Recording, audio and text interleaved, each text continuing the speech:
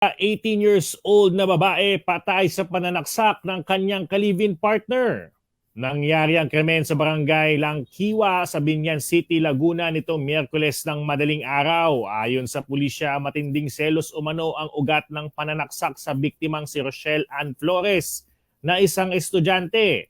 Nagtamo ito ng 3 saksak sa iba't ibang bahagi ng katawan at idineklarang dead on arrival sa ospital. Sugatan din ang 14 years old nitong pinsan.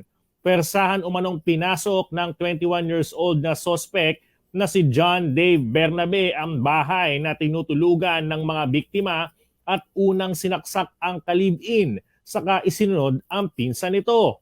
Tumakas si Bernabe matapos ang krimen pero mabilis na naaresto sa follow-up operation sa Parañaque City.